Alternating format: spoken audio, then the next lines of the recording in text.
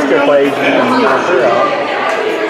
Okay, how many we got over here? Do I have 20? It needs to be 20 and 20.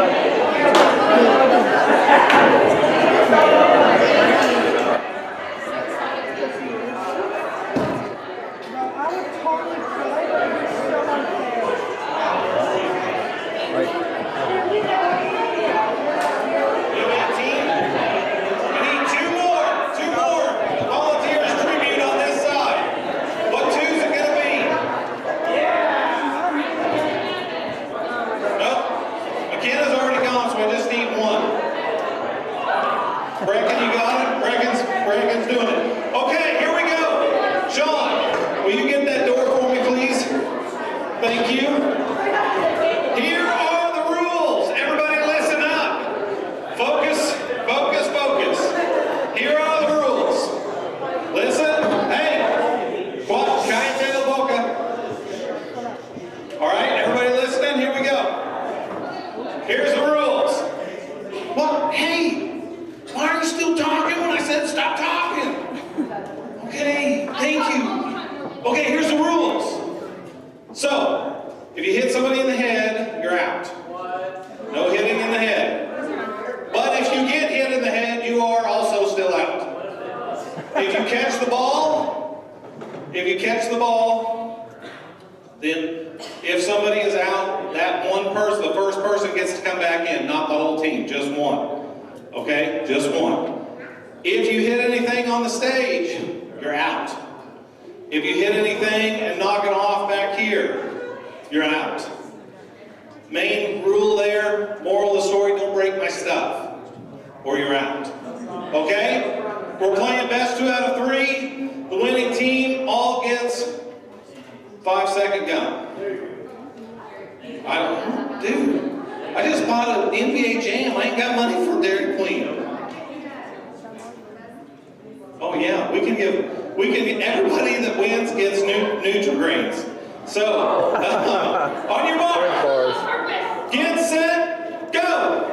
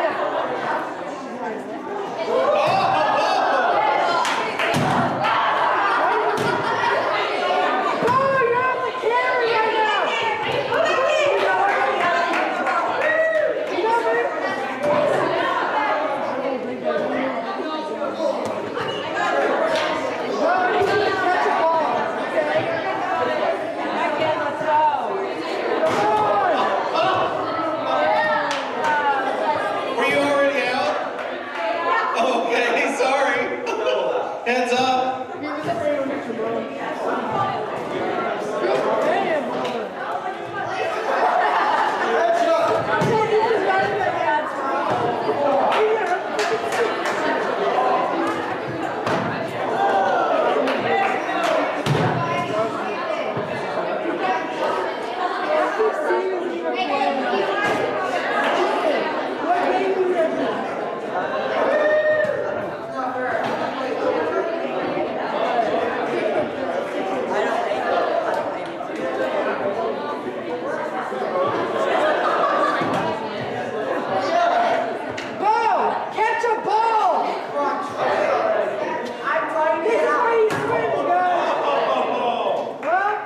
All you, Beth.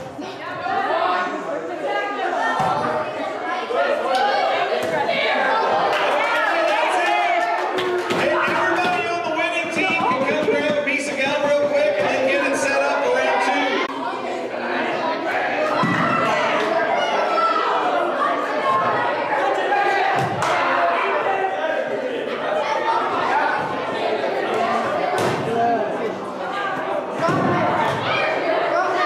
What game is it? What is it? Never mind.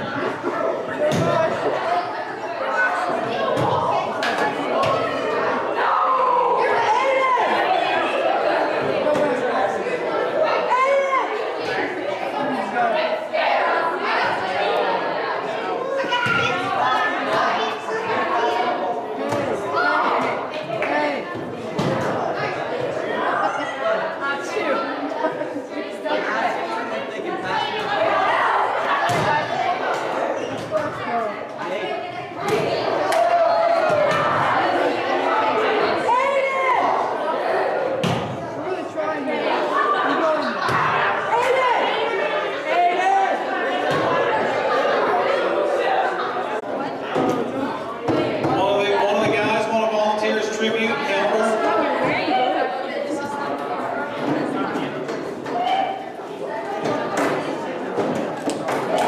Maddie, thank you for being the real man. We encounter you.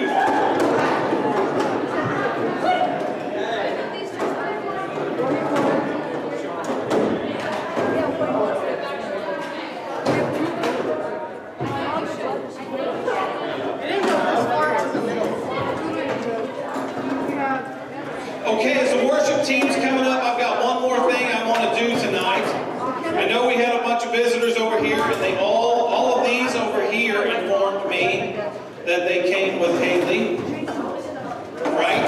Is that correct, Haley? Did all these people over here, Brandon, everybody come with you? Oh my goodness. This thing's demon possessed.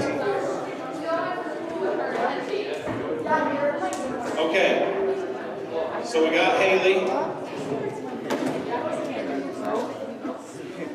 Carson, who brought you? Anna? Okay.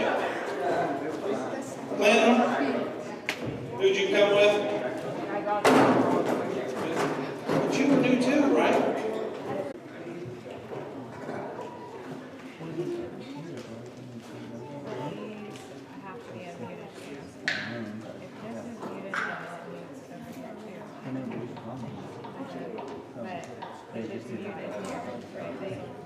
You guys ready to worship tonight? Good. We're getting ready. So we're getting ready.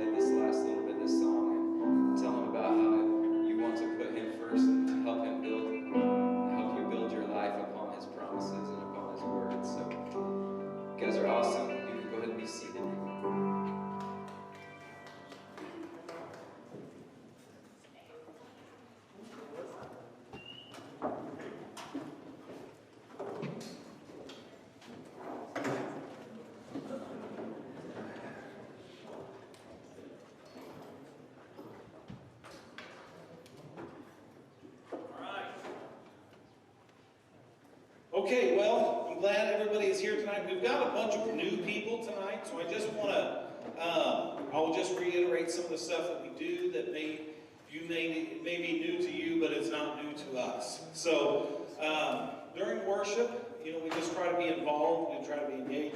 If you don't know the songs, that's fine, that's cool. We don't expect you to come in and be new and know everything right off the bat. So if you don't know them, that's fine. Just try not to be distracting to the people around you. Let them worship, let them be involved in what they're trying to do. And then if everybody could, I know I haven't mentioned this in a while, but when we are engaged in worship, if everybody could be in the middle and not in their seats or spread out around the room, that would be helpful as well. It does get dark in here during that time. We try to do that to help the mood, but that means I can't have people just wandering around. So if everybody could stay in the middle, not in their seats, and just be a part of what's going on. I know it's like 10 minutes, 20 minutes, however long it is. You get tired, you need to pee-pee, whatever. If that happens, you need to go pee-pee, let me know. Well, you don't need to pee-pee now. I'm getting ready to say some stuff that's going to change your whole life, Aiden. So, right, it's earth-shattering. Oh, man.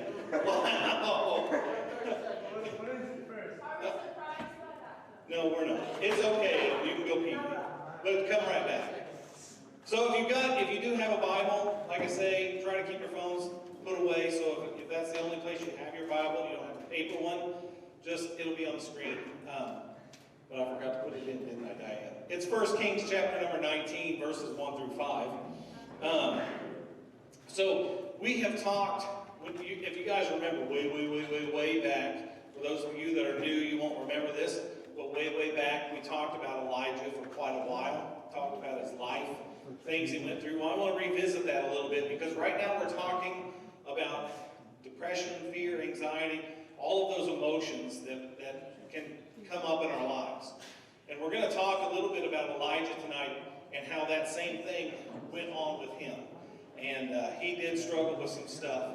He fought with some stuff, but ultimately God got him through it. But we're going to be talking about discouragement tonight and how that can play on us and play on our emotions and kind of steer us in a direction that maybe we don't want to go. So verse number 1, 1 Kings chapter 19. It says, "Now Ahab told Jezebel everything Elijah had done, and how he had killed all the prophets with a sword." So Jezebel, now in case you're kind of new to the story, these are not prophets of God. These are prophets of a false god, Baal, hey, come on, guys, yeah. Thank you, I appreciate it. But anyway, they're not prophets of God. They are, in fact, prophets of Baal. And Baal is a false god that the other people around the countryside have been worshiping. So Elijah takes them, and they have a contest. Obviously, Elijah wins because the other god was not real.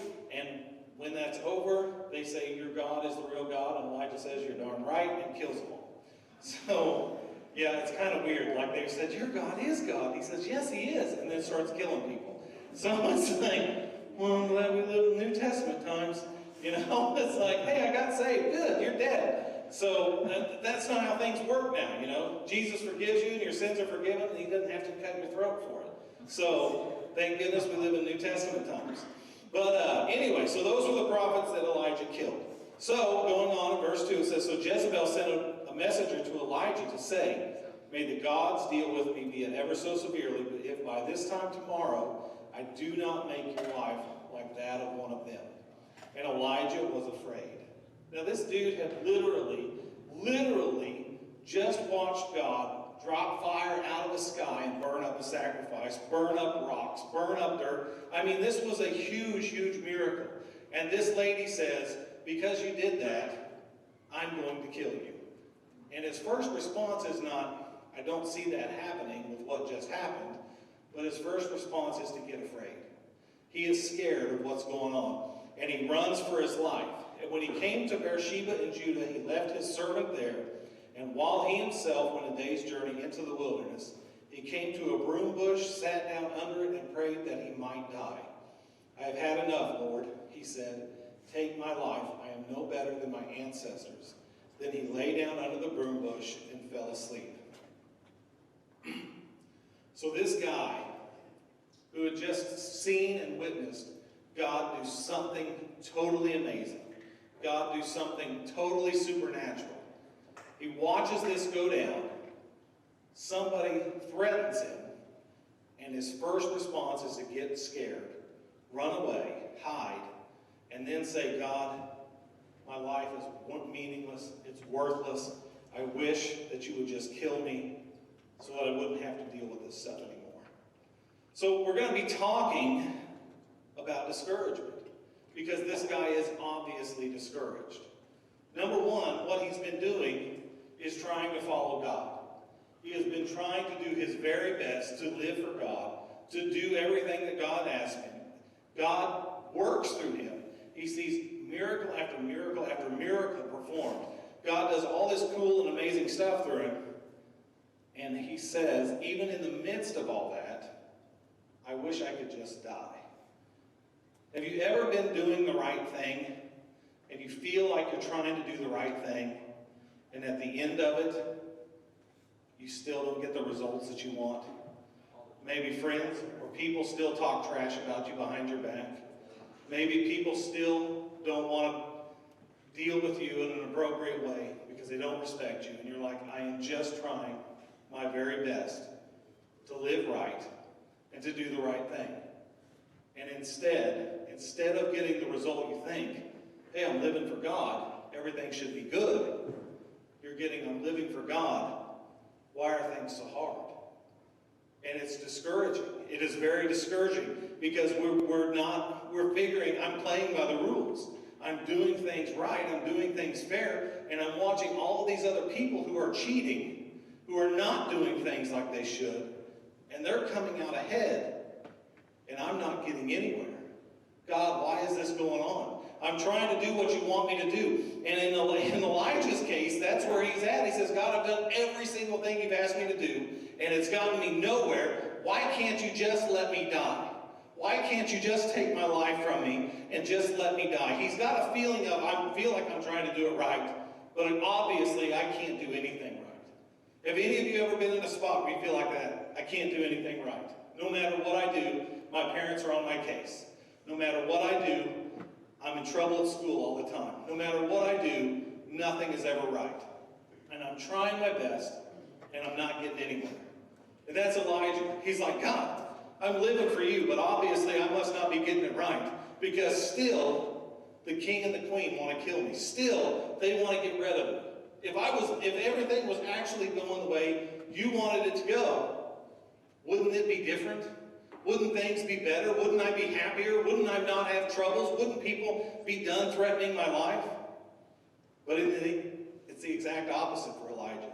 He's doing it all, and everybody hates him. Nobody wants anything to do with him. And he is chased and he's hunted by a king who doesn't give a care about God. He doesn't care who God is. His wife worships false gods. And all of these things are going on, and he is doing his best, but it's never working out. Sometimes we do our best. We try our best at home, and it doesn't ever quite measure up to what our parents' expectations are. I know when I was growing up, my dad could be pretty rough on us. He could be really rough on me, my little brother, and my older brother. He got saved later in life, and it kind of changed a little bit.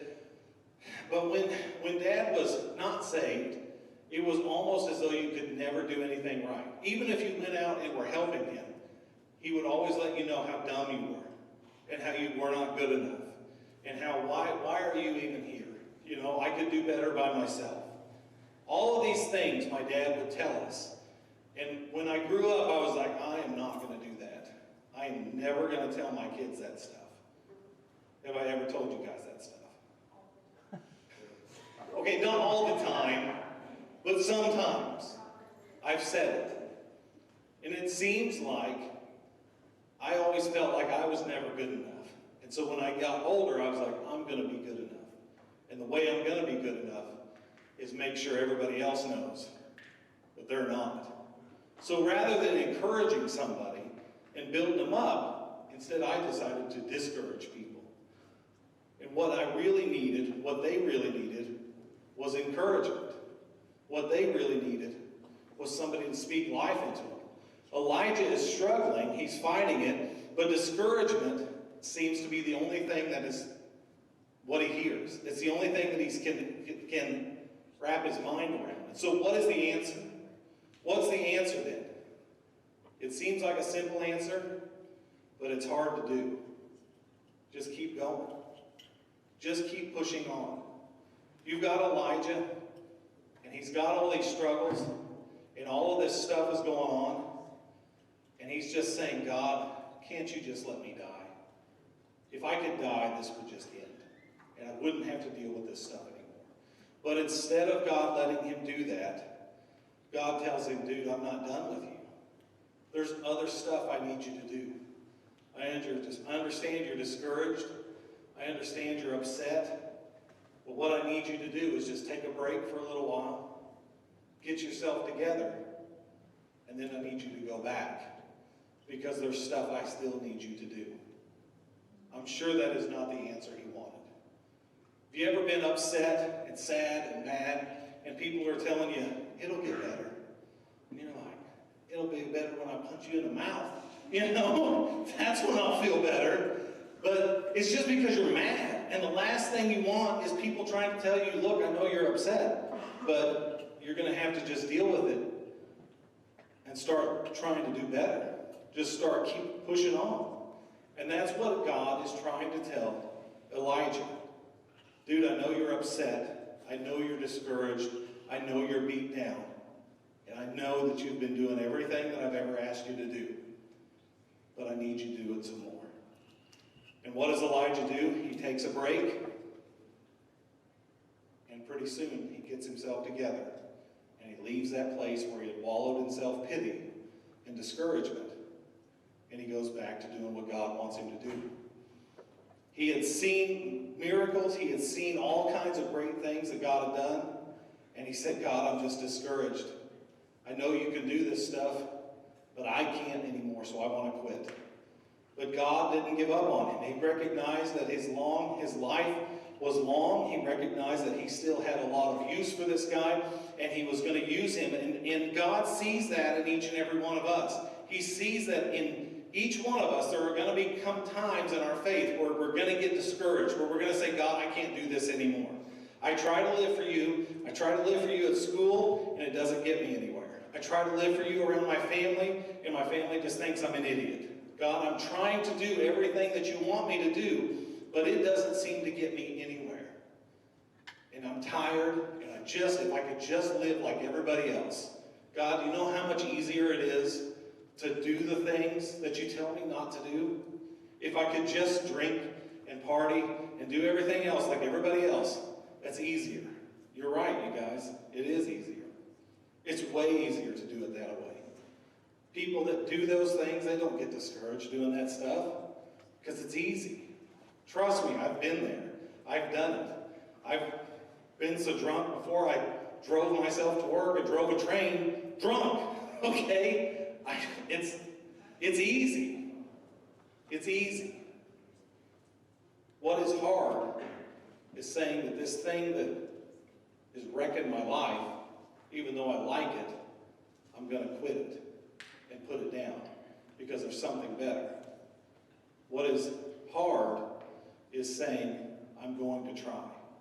And even when I get discouraged, and even when people kick me when I'm down, I'm going to keep trying. I'm going to keep moving forward. So what I want you guys to think about is that when depression and discouragement and all of these feelings and these emotions get a hold of you and start dragging you down, there comes a time where you've got to say, I can sit where I'm at, or I can move forward.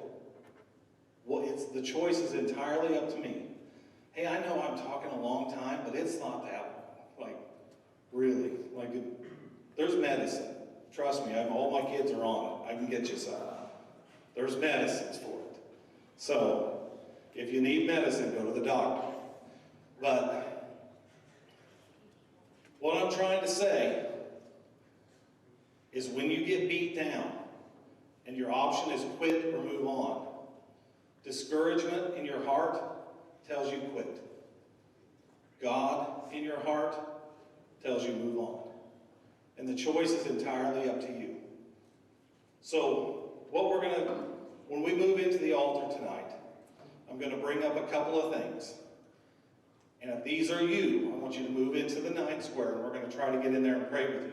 But otherwise, everybody, I want you to separate, split up, find a seat somewhere around the room, not next to somebody, so that you're not distracting during our times in prayer. So, what we're going to talk about tonight, you guys, I need us to recognize that sometimes if you have messed up, and discouragement and depression are pulling you down, you've got to make a decision. Am I going to stay in it, or am I going to move on? If you are saying right now I'm discouraged and quitting is really an option for me, I want you to move over here so we can pray with you. And then we need to talk it out with God, and we need to lay those burdens on His shoulders. If you're feeling beat down, if you're feeling overwhelmed with burdens that you can't deal with on your own, stuff that's holding you back in your relationship with God and is discouraging you from it, I want you to move over here so we can pray with you. So right now, if we can start separating and splitting up as we go into the altar time. Like I said, if you don't want to move into the 9 square for prayer, just find a place around the room where you can be away from people around you. We want to pray with you, we want to lift you up, we want to encourage you guys during this time of prayer. So let's go ahead and start moving that direction.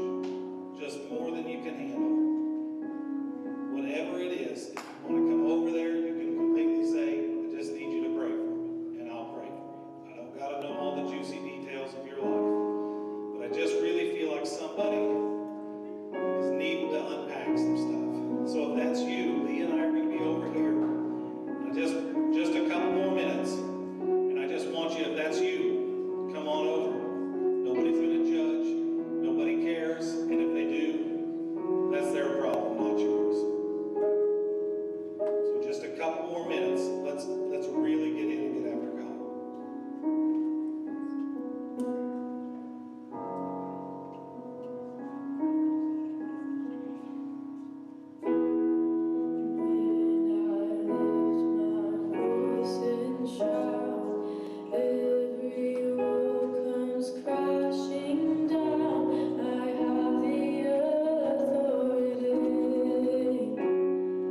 Jesus has given me.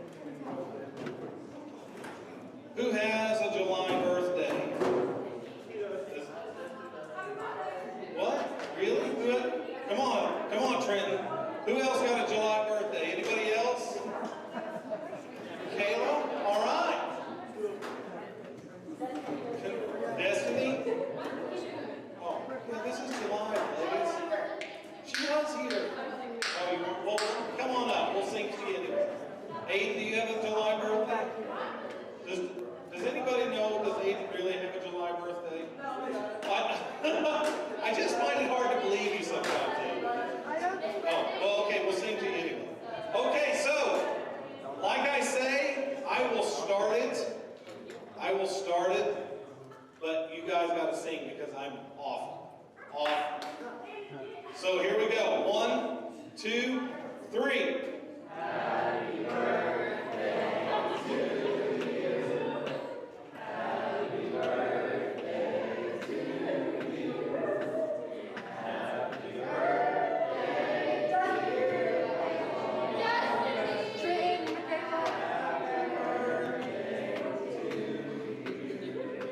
All right. So, with that, they get first dibs, but then everybody, we do have plenty, so everybody can have one. Come on up. Make sure you don't touch them all. We don't want to turn this into a super spreader. But everybody come on up, grab a cupcake. You can hang out here. You can hang out in the cafe. Just don't ruin my NBA Jam with your cupcake hands.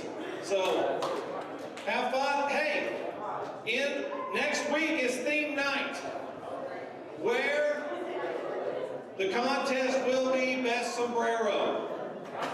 Best Sombrero. So we are having a fiesta night. So show up, you do not want to miss it. Fiesta, no siesta.